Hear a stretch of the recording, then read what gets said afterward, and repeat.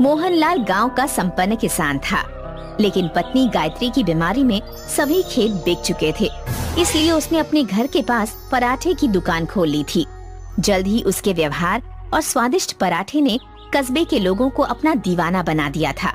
सुमित्रा और राजू के स्कूल के पास एक पिज्जा की दुकान खुली थी, जिसका प्रचार रेडियो, अखबार और ऑटो पर हैंडबिल व पोस्टर चिपकाकर पूरे जोर शोर से किया गया। भाई कल हमने पिज्जा खाया। क्या पिज्जा था? मैं और मेरे पिताजी अपनी कार पार्किंग पर पिज्जा ऑर्डर के बाद घंटों इंतजार किए, तब हमें पिज्जा मिला। अच्छा, क्या इतना अच्छा स्वाद है पिज्जा का? और नहीं तो क्या, तुम लोगों को तो घुसने भी नहीं देंगे गार्ड। घुसने क्यों नहीं देगा? अरे वो तुम्हारे पापा की फुटपाथ की पराठे की दुकान थोड़ी है ना, जो कोई भी मुंह उठाकर चला जाएगा। उस दुकान का एक स्टेटस है, बड़े बड़े लोग अपनी गाड़ी लगाकर खड़े रहते हैं, तब जाकर उन्हें पिज्जा खाने को मिलता है, समझ गए? रॉकी की बातें सुनकर सभी हंसने लगते हैं। सुमित्रा को पराठे वाले का मजाक पसंद नहीं आता। राजू जब स्कूल से घर जा रहा होता है तो पिज्जा की दुकान पर लोगों की भीड़ देखकर रुक जाता है। सुमित्रा उसे समझा बुझाकर घर ले आती है।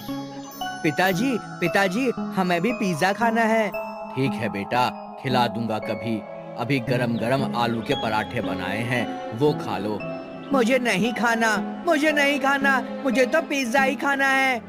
देख राजू, पिज्जा बहुत महंगे आते हैं, उतना पैसा हमारे पास नहीं कि तुम्हें पिज्जा दिलवा सकूं, लेकिन वादा करता हूं कि एक दिन तुम्हें पिज्जा जरूर खिलाऊंगा। नहीं पिताजी, मुझे तो कल ही पिज्जा चाहिए। अगर पिज्जा नहीं मिला तो मैं कुछ नहीं खाऊंगा। राजू, जिद मत करो। पिताजी बोल रहे हैं ना कि एक दिन हम लोगों को पिज्जा खिलाने ले जाएंगे। नहीं दीदी, मुझे तो पिज्जा कल ही खाना है।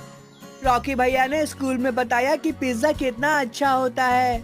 अरे राजू, वो डॉक्टर का बेटा है, उसके पास ढेरों पैसे हैं। चल अब खाना खा। पराठे खाकर बच्चे सो गए, लेकिन मोहनलाल की आंखों से नींद कोसों दूर थी। वह अपनी गरीबी को कोस रहा था कि कितना बेबस है वो, जो अपने बच्चों की मामूली खाने की मांग को भी पूरा नहीं कर सकता। उसकी आंखों में आंसू आ गए। सोचते सोचते न जाने कब उसे नींद आ गई। अगले दिन सुबह बच्चे स्कूल गए।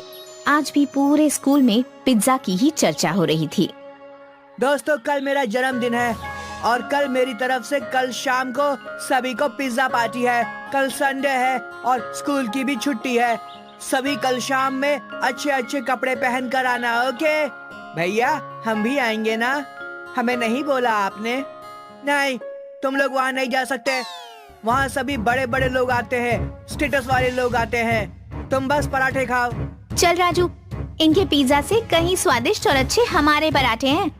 अरे जा, बंदर को क्या पता कि अदरक का स्वाद क्या होता है। स्कूल के बाहर जो पिज्जा का पोस्टर लगा है ना, उसे ही देखते रहो और पराठे खाओ, समझना कि पिज्जा खा रहे हो। रॉकी, ऐसा नहीं कहते। चलो सुमित्रा, इसे तो ऐसे ही बोलने की आदत है। राजू की फोटो देखकर पराठा खाने वाली बात पर सभी हंसने लगे। सुमित्रा और राजू को बहुत बुरा लगा। दोनों घर आ गए। अरे राजू, यूं मुंह लटकाए क्यों खड़े हो? वो पिताजी, बात ये है कि कल रॉकी का जन्मदिन है और सभी को बुलाया है, पर हमें छोड़कर, क्योंकि वहाँ बड़े बड़े लोग होंगे। बस इतनी सी बात। कल हम तुम लोगों के लिए आलू का मस्त पराठा बनाएंगे और हम सब पार्टी करेंगे। मुझे नहीं खाना पराठा, मुझे तो बस पिज्जा खाना है। मुझे पिज्जा चाहिए। बेटा, मैंने बताया ना कि अभी हमारे पास तुम लोगों के फीस भरने के पैसे नहीं हैं। पिज्जा कहाँ से खिलाऊंगा? इतना कहकर मोहनलाल आंखों में आंसू लिए घर से बाहर प्रथा के दंग पर चला गया। राजू, तुम्हें ऐसा नहीं कहना चाहिए था। पिज्जा की जिद छोड़ दे मेरे भाई। जब पैसे होंगे तो हम जरूर पिज्जा खाने चलेंगे। आज तक कभी हमारे पास पैसे हुए हैं क्या? सभी नए नए कपड़े पहनते हैं और हम 2 साल से एक ही कपड़े पहन रहे हैं।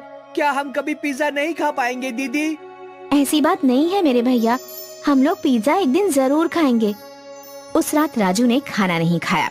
घर में किसी ने खाना नहीं खाया। सुबह मोहनलाल उठा और बाजार चला गया। वापस आया तो देखा कि राजू अभी तक सो रहा था। सुमित्रा से पता चला कि राजू अभी भी रूठा हुआ है, खाना भी नहीं खाया है। उठो बेटा, आज हम तुम लोगों को पराठा पिज्जा खिलाएंगे। चलो उठो। पिताजी, मैंने बोल दिया ना, जब तक पिज्जा नहीं मिलेगा मैं कुछ नहीं खाऊंगा। मोहनलाल पराठे पर चीज, फ्रूट्स और सैलेड डालकर पिज्जा बनाता है, लेकिन लाख समझाने के बावजूद राजू नहीं खाता। सुमित्रा भी पूरी कोशिश करती है राजू को मनाने की, पर असफल रहती है। आज फिर सभी भूखे ही सो जाते हैं। आधी रात को राजू को जोर से भूख लगती है। वो किचन में जाकर रखा हुआ पराठा पिज्जा खाता है। उसे बहुत अच्छा लगता है। वह पराठा पिज्जा चट कर जाता है। मोहनलाल चुपचाप उसे खाते हुए देख लेता है। सुबह उठकर मोहनलाल बाजार चला जाता है। वापस आकर सुमित्रा को बुलाता है। सुमित्रा, ओ सुमित्रा। जी पिताजी, आई। ये ले पैसे और स्कूल से आते समय पिज्जा लेते आना। पिताजी, पैसे कहाँ से आए? वो कहीं से आ गए। और हाँ, मैंने टिफिन में पराठा पिज्जा रख दिया है, खा लेना याद से। सुमित्रा घर से स्कूल के लिए निकल रही थी तो पिताजी की साइकिल बाहर नहीं लगी थी। समझने में देर न लगी कि पिताजी ने साइकिल बेचकर पैसे लाए थे। सुमित्रा और राजू स्कूल पहुँचे। स्कूल में कल की रॉकी की पिज्जा पार्टी की ही धूम थी। सभी की जुबान पर पिज्जा पार्टी की ही चर्चा थी। लंच में सुमित्रा और राजू पराठा पिज्जा खा रहे थे तो वहाँ रीता आ गई। अरे, तुम दोनों ये कौन सी डिश खा रहे हो? ये हमारे पिताजी ने बनाया है, पराठा पिज्जा। हाँ, ये स्पेशल डिश पिताजी ने बनाई है। लो, तुम भी खाओ, बहुत स्वादिष्ट है। अरे वाह, बहुत मस्त पराठा पिज्जा है। ये तो बहुत ही अच्छा पराठा पिज्जा है। देखो, आओ देखो, पराठा पिज्जा कल के पार्टी वाले पिज्जा से कहीं ज्यादा टेस्टी है। सुमित्रा प्लीज, मुझे भी एक टुकड़ा दो ना। हाँ, ये लो रॉकी, तुम भी खाओ। वाह, सही में ये कितना टेस्टी है पराठा पिज्जा। ऐसा तो मैंने अपनी जिंदगी में कभी नहीं खाया था। जल्द ही पूरे कस्बे में पराठा पिज्जा की चर्चा फैल गई। सुमित्रा ने पिताजी को पराठा पिज्जा बनाने की सलाह दी। अब उनकी दुकान पर भीड़ लगने लगी थी। पिज्जा की दुकान में लगातार ग्राहकों की कमी होने लगी। पिज्जा की दुकान बंद होने की कगार पर आ गई। तभी एक दिन पिज्जा दुकान के मालिक खुद मोहनलाल के पास आया। मोहनलाल जी, आपके पराठा पिज्जा का बहुत नाम सुना था, आज टेस्ट भी कर लिया। सचमुच लाजवाब है। वाकई तुम्हारे हाथों में तो जादू है। जी धन्यवाद। क्यों ना हम दोनों मिलकर साथ काम करें। आप मेरी दुकान का उपयोग कीजिए, मैं फंडिंग और मार्केटिंग देख लूंगा। जो भी प्रॉफिट होगा आधा आधा बांट लेंगे। मोहनलाल को ये प्रपोजल अच्छा लगा। दोनों मिलकर साथ काम करने लगे। प्रथा पिज्जा का टेस्ट और अच्छी मार्केटिंग से जल्द ही उनकी दुकान कई शहरों में खुल गई। अब मोहनलाल सेठ मोहनलाल कहलाने लगा। वे शहर में आलीशान बंगले में रहने लगे। हस्तिनापुर नाम का एक गांव था। वहां संजय और अर्चना अपनी खुशहाल जिंदगी बिता रहे थे। संजय हमेशा मेहनत और लगन से काम करता और अर्चना एक साधारण और घरेलू किस्म की महिला थी जो संजय के हर काम में उनका हाथ बटाती थी। हस्तिनापुर में संजय की कुछ जमीनें थी और संजय के भोलेपन से जमींदार उसका खूब फायदा उठाते। वो लोग अपने सारे खेतों में उससे ही हल चलवाकर खेती करवा लेते और पैसे भी नहीं देते। संजय इतना भोला था, हर व्यक्ति उससे अपना काम निकलवा लेता और संजय बेवकूफी के कारण हमेशा पछतावे में रहता। और इसी बात का फायदा उठाकर उस गांव के जमींदार संजय की जमीन को हथियाना चाहते थे। आप अभी घर आ रहे हैं? मैं कब से आपका इंतजार कर रही थी। मैंने खाना लगा दिया है। अरे भाग्यवान, पता है रास्ते में मैंने एक आदमी की मदद की। उसके पास बिल्कुल पैसे नहीं थे।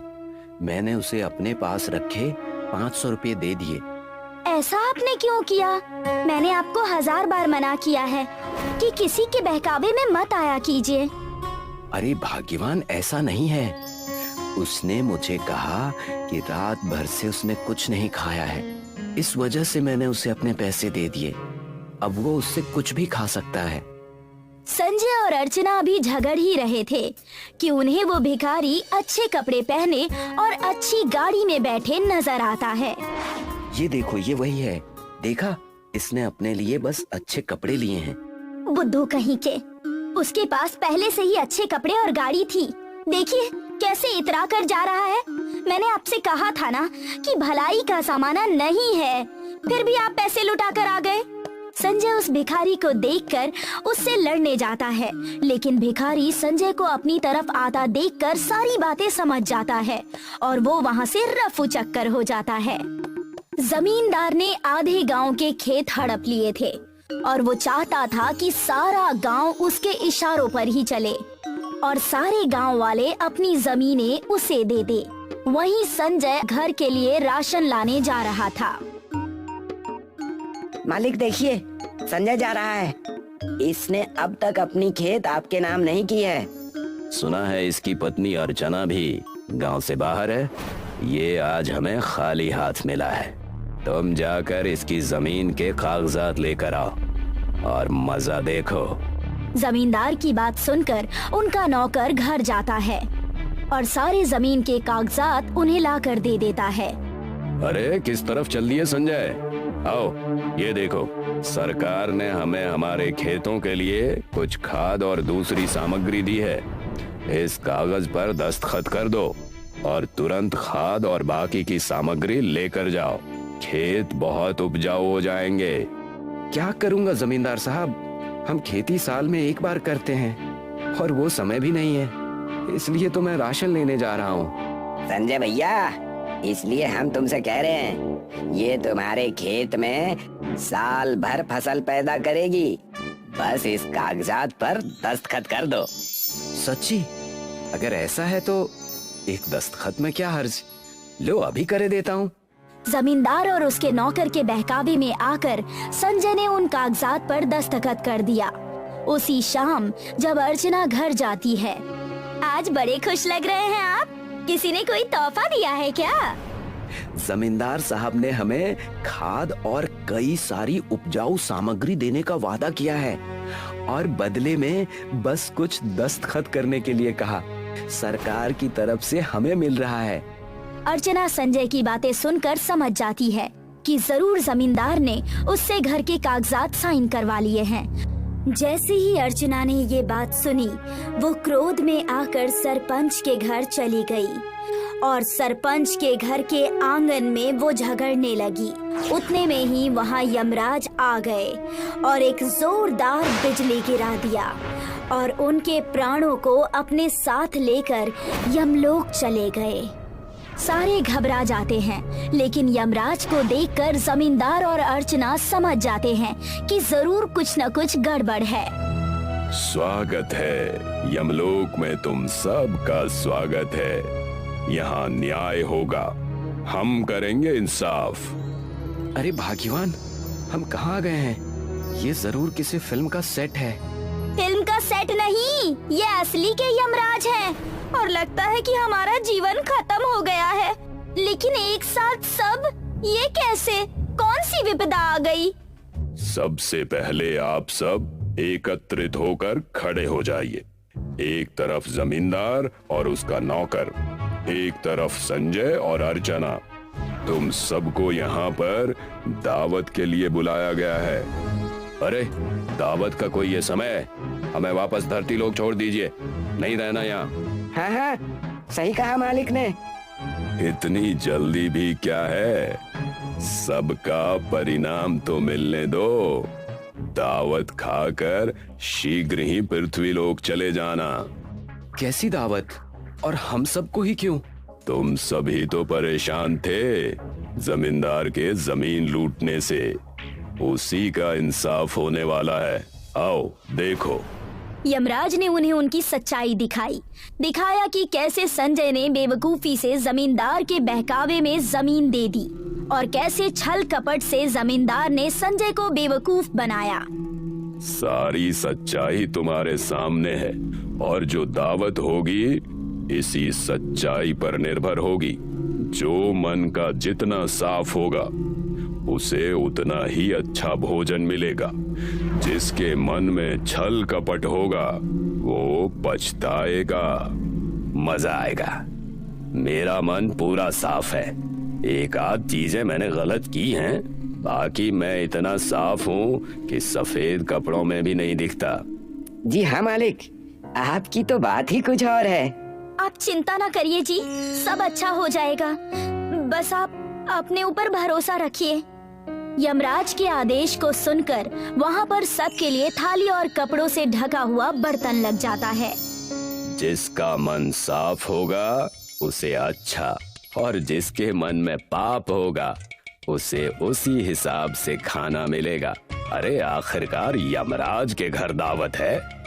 यमराज के इतना कहते ही जमींदार ने अपने पास रखा हुआ खाने से कपड़ा हटाया और देखा कि वहाँ पर बहुत सारे बासी खाने रखे हुए थे जिनमें से बदबू आ रही थी। और वहीं अर्चना और संजय के पास बहुत सारे पकवान रखे हुए थे जिनमें मिठाइयाँ भी थी। जिसे जो मिला है उसे वो पूरा खाना ही होगा, और अगर वो नहीं खाएगा उसके प्राण ले लिए जाएंगे और वापस पृथ्वी लोक जाने का मौका नहीं मिलेगा उसे। मुझे माफ कर दीजिए, मैं जाकर सबसे पहले सबके जमीन वापस कर दूंगा, किसी के साथ छल कपट नहीं करूंगा। संजय और अर्चना की नहीं, तुम्हें जाकर सब कुछ पहले जैसा करना है। कमजोर की इज्जत और आदर करना है, वरना तुम्हें मेरे द्वारा यहाँ बुला लिया जाएगा हमेशा के लिए। उससे पहले तुम्हें ये दावत खानी है, यही तुम्हारी सजा है। यमराज की बात सुनकर जमींदार और उसका नौकर प्रायश्चित करने लगा। यमराज के कहते ही जमींदार उस बेकार से खाने को खाने लगता है। संजय और अर्चना अपना अपना पकवान खूब मजे से खा रहे होते हैं। उनके साथ न्याय करके यमराज उन्हें फिर से पृथ्वी पर भेज देते हैं। संजय और अर्चना खुशी खुशी अपना जीवन हस्तिनापुर में बिताने लगते हैं और वहीं जमींदार लोगों को ठगना बंद कर देता है।